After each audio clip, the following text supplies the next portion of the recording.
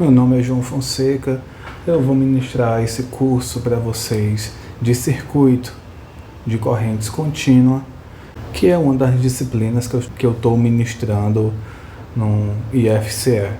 Atualmente, falando um pouco de mim, eu sou professor temporário do IFCE e faço parte do departamento aí de telemática do IFCE. Eu ministro disciplinas como essa que eu vou ministrar para vocês de circuito CC, também de circuito CA, laboratório de circuito CC, de circuito CA, além de disciplinas na área de telecom, como por exemplo radiotransmissão, antenas, telefonia analógica, telefonia digital, voz sobre IP, etc. Falando um pouquinho da minha vida acadêmica, eu sou formado em Engenharia de Telecomunicações pela Universidade Federal do Ceará e tenho o título de mestre também em Engenharia de Teleinformática pela Universidade Federal do Ceará. Hoje eu estou fazendo o curso de doutorado também lá na UFC. Minha área temática é o eletromagnetismo aplicado e minha linha de pesquisa é os dispositivos e sistemas quânticos, né? Mais especificamente, minha pesquisa está voltada para a fotônica integrada, né? Que assim como aconteceu aqui na eletrônica, a diminuição do tamanho dos componentes, na fotônica também vai acontecer isso, falando a grosso modo.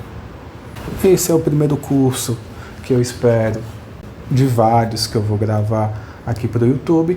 Então, com certeza, de aula para aula, eu vou melhorando mais em como fazer uma videoaula, né, que é totalmente diferente do contato pessoal na sala de aula. Então, sem mais enrolação, vamos ver o que é que a gente vai ver nessa disciplina, o conteúdo que a gente vai ver nessa disciplina. Geralmente, para minhas turmas, eu divido essa disciplina em 3 etapas. Depois de cada uma dessas etapas, a gente faz uma provinha sobre o conteúdo que a gente acabou de ver. Então, na primeira etapa, a gente vai começar vendo algumas noções, algumas coisinhas que já é para a gente saber, mas a gente vai recapitular, porque a gente vai usar bastante aqui nessa disciplina. Vamos falar sobre grandezas, unidades, sistema internacional de unidades, símbolos e a notação científica, que é muito importante a gente aprender a fazer conta com essa notação, porque a gente vai usar direto nessa disciplina. Logo depois dessa pequena revisão matemática e definição de alguns termos, a gente vai começar a trabalhar a eletricidade. A gente vai ver alguns fundamentos da eletricidade. A gente vai analisar a corrente elétrica, a princípio, de 2 formas. No mundo microscópico, lá nos elétrons, e no mundo macroscópico, que é onde a gente consegue fazer as medições, por exemplo, de tensão e corrente. Então a gente vai ver e vai definir e vai entender as diferenças do que é uma tensão e o que é uma corrente. Dito isso, vamos descobrir alguma das fontes de tensão. Vamos ver o que é essa tal dessa especificação ampeora e falar um pouquinho dessas 3 classificações aqui dos meus materiais: condutores, isolantes e semicondutores. Logo depois que a gente classificar os materiais, a gente vai falar justamente da resistência desses materiais. Vamos definir o que é essa resistência, vamos ver os efeitos da temperatura nessa resistência, vamos ver alguns tipos de resistores e também definir outra coisa relacionada à resistência, que é a condutância.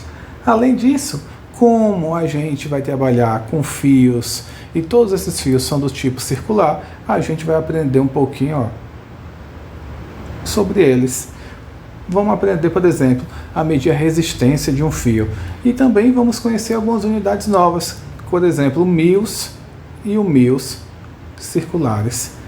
Dito isso tudo, a gente vai falar um pouco sobre uma das leis, se não a mais importante aqui dos circuitos elétricos, né, que é a lei de Ohm. Vamos aprender a fazer o gráfico da lei de Ohm, vamos definir a expressão matemática da lei de Ohm e logo em seguida vamos falar sobre potência, energia, eficiência, ou seja, quanto dessa energia que eu vou usar no meu circuito, quanto dessa potência que eu vou usar no meu circuito, de fato vai ser usada para o que deveria ser, e não gasto de outra forma, como por exemplo, na forma de calor. E vamos ver aqui também alguns dispositivos de segurança, né? É sempre bom a gente ter uma noção de segurança quando a gente está tratando aqui de circuitos elétricos, porque a corrente, em valores mesmo pequenos, ainda é muito perigosa se passar pelo nosso corpo. Na segunda parte da disciplina, a gente vai começar a estudar os circuitos elétricos em si, que é dividido em duas etapas. Os circuitos que são montados em série e os circuitos que são montados em paralelo. Então a gente vai ver como é o arranjo dos resistores em série, como é que a gente faz matematicamente para fazer um circuito equivalente desses resistores em série e a mesma coisa os resistores em paralelo. Assim como a distribuição da potência, as fontes de tensão, como é que elas se comportam em série e como é que as fontes de corrente, repare que em série é as fontes de tensão, em paralelo é as fontes de corrente, como elas se comportam nos seus respectivos circuitos, né? Logo em seguida, vamos definir aqui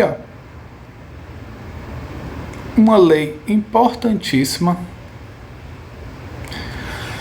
para a nossa área também, que é a lei de Kirchhoff para tensões e a lei de Kirchhoff para as correntes. É importantíssima essa lei e a gente vai entender como é que ela funciona. Depois disso, vamos ver aqui esse artifício que vai facilitar muito nossas contas, que é o divisor de tensão e para o circuito em paralelo o divisor de corrente. Logo em seguida vamos definir duas coisas importantíssimas que todo mundo aqui já deve ter ouvido falar, pelo menos dessa segunda aqui, que é o curto-circuito. Todo mundo eu acho que já ouviu falar em algum ponto aí da sua vida nesse nome curto-circuito. Então a gente vai aprender o que é esse curto-circuito, que vai ter o análogo dele aí, que é o circuito aberto. Feito essa análise do circuito em série, logo em seguida, fazendo a análise do circuito em paralelo, a gente vai fazer análise num circuito misto, um circuito em série paralelo, e vai aprender a fazer essa análise de dois métodos diferentes. O primeiro, que é o da redução e retorno, e o segundo, que é o do diagrama de blocos, que é o que eu geralmente utilizo, né? Logo em seguida, vamos ver vários exemplos descritivos.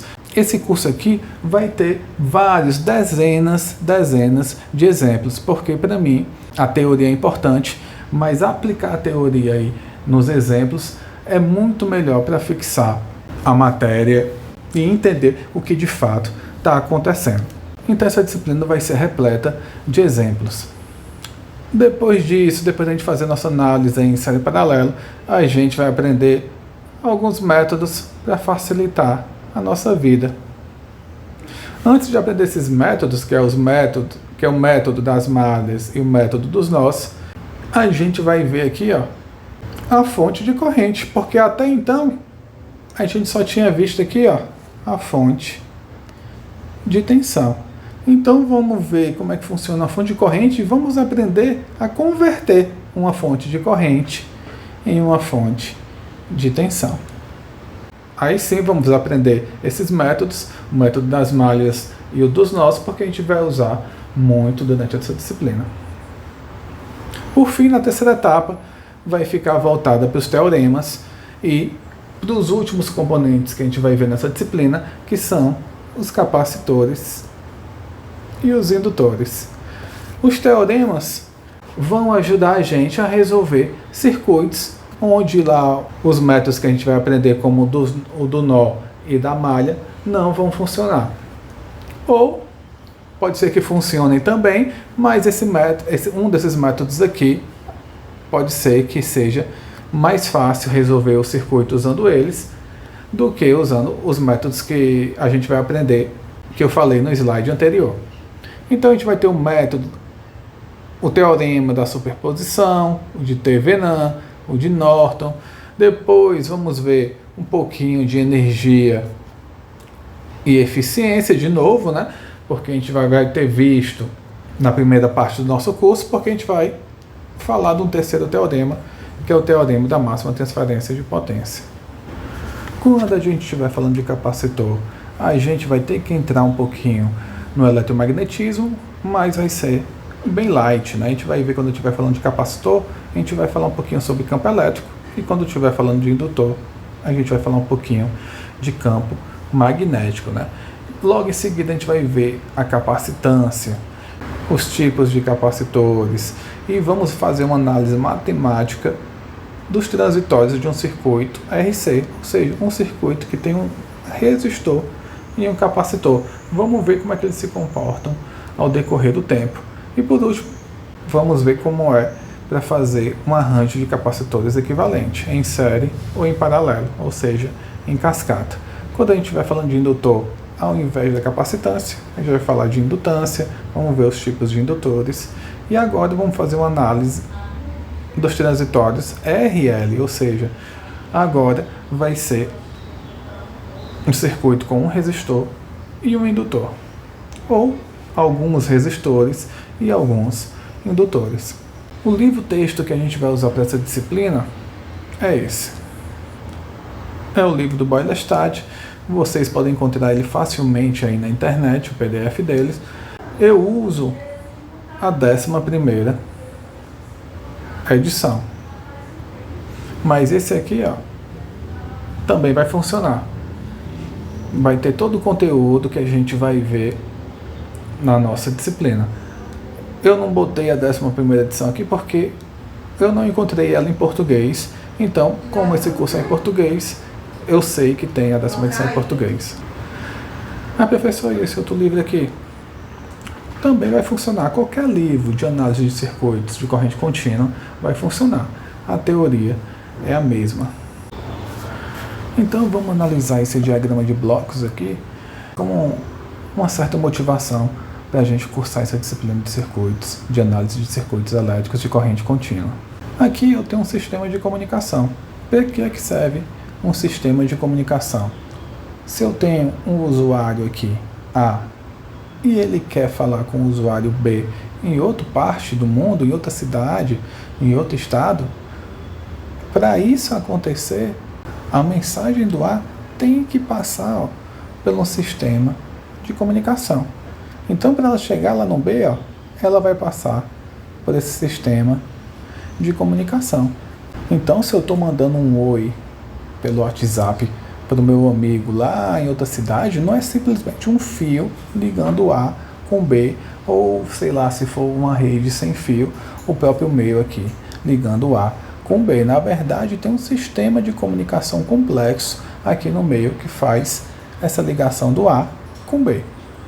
Então vamos supor aqui, que eu tenho uma mensagem que eu quero mandar. Tem um usuário A que quer falar com o usuário B em outra cidade.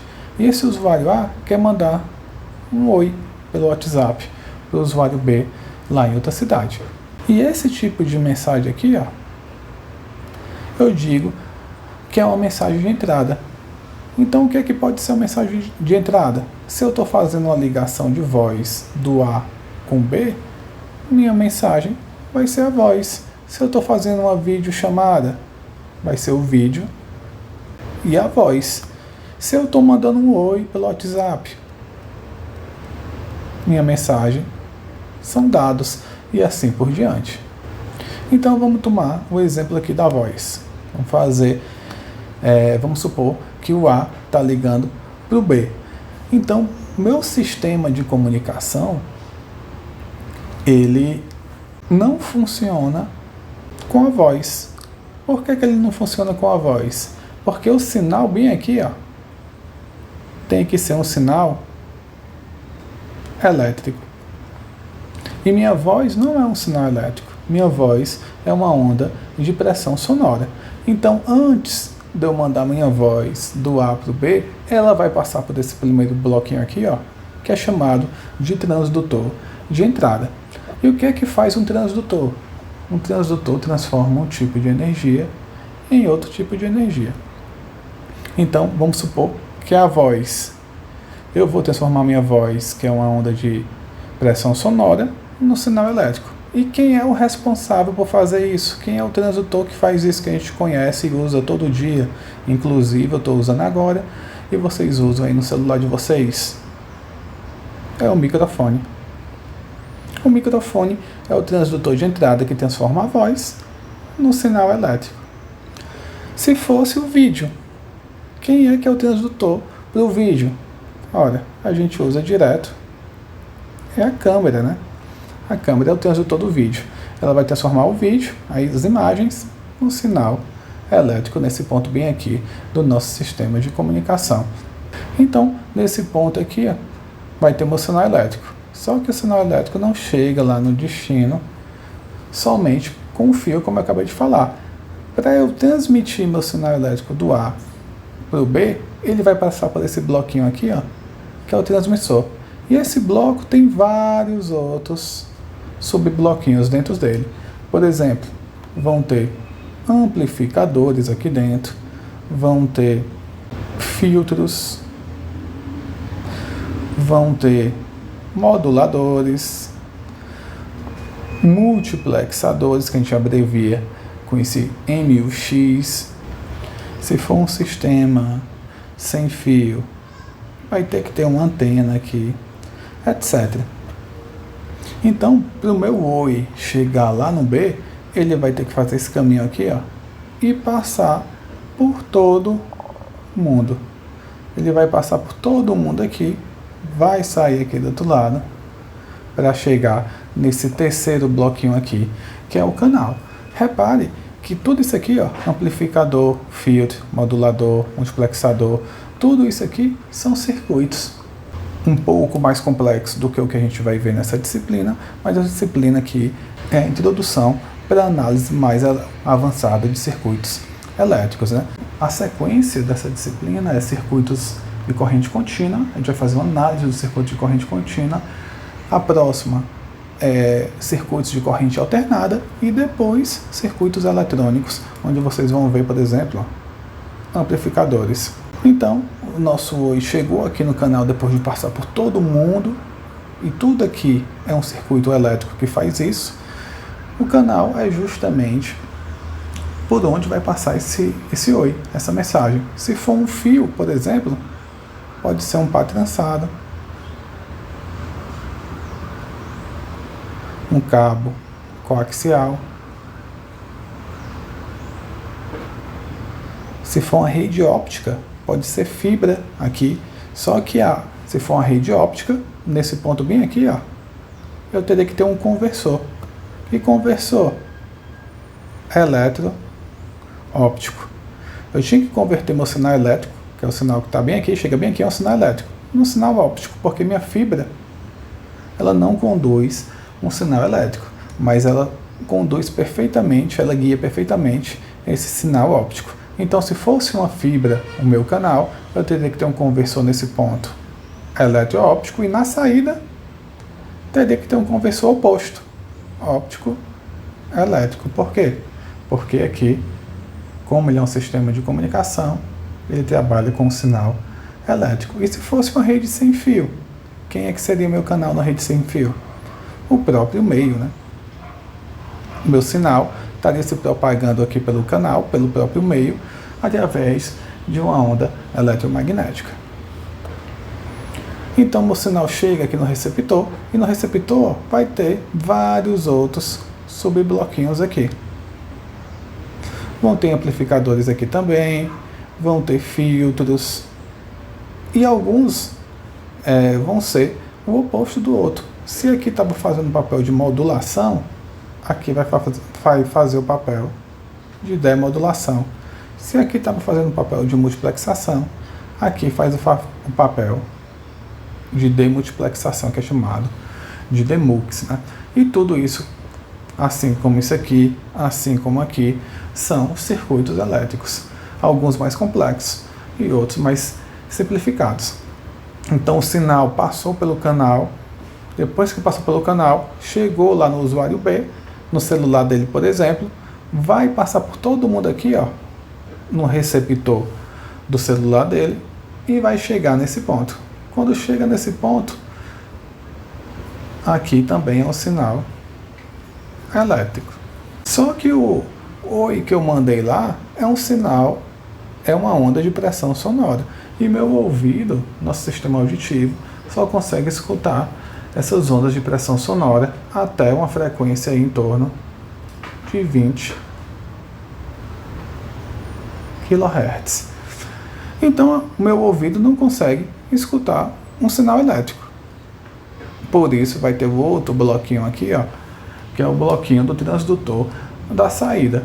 Ou seja, é um transdutor, vai transformar uma energia em outra. Nesse caso, eu quero que ele transforme uma energia elétrica aqui, um sinal elétrico, em quê? No sinal de pressão sonora, que é como o meu ouvido consegue escutar. E quem é que vai fazer isso para a voz que a gente usa todo dia, inclusive está usando nesse exato momento? O alto-falante.